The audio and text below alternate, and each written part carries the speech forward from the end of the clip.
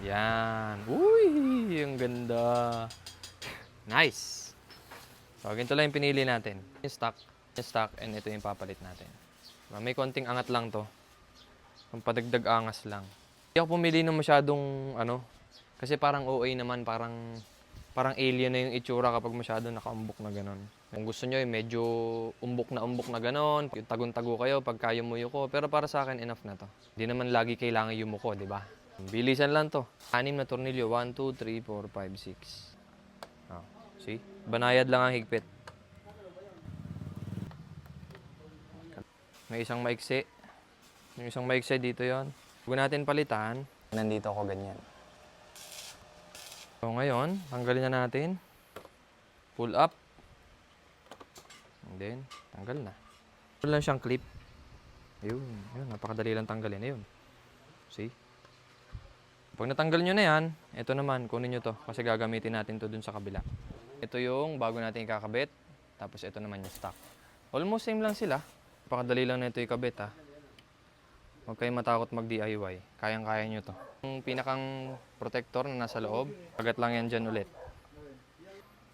Ganun lang, papantayin nyo lang siya. Tapos tutunilyohan na natin. Slide lang natin siya sa loob. Sa loob to, di ba? Wala. Yan. Ngayon, kabitan na natin to. Ito yung mga mahaba. Yan yung dalawang maiksi dito. Yan, higpit lang ng banayad na higpit. Yun. Banayad lang. O, kahit wag nyo nang gamitin tong kabilang lever ng allen kasi malakas ang lever niyan. Kahit ito na lang.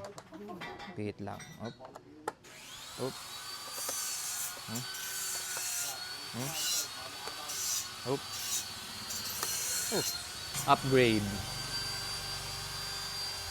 Same view. Kitang-kita pa rin naman. Pero may konting wave siya dito. Good pa rin. Bago natin palitan yung pipe, quick sound check muna kung para sumuli.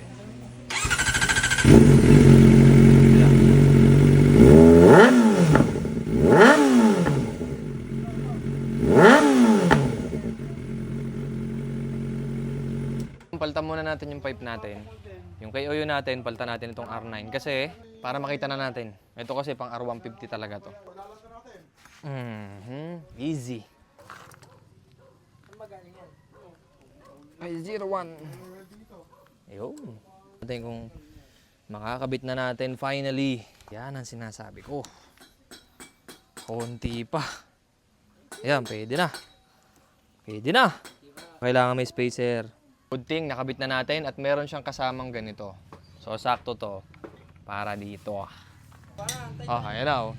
Titanic. Makina ng, makina ng Raider daw yung makina nun. Ito. Kailangan may spacer kasi sasayad tong swing kapag wala. Tanggalin natin. Lalapit siya. Tatama yan. Sureball yan, tatama yan. So, buti may spacer. Nice one. Higpitan na lang to. All goods na to. Check.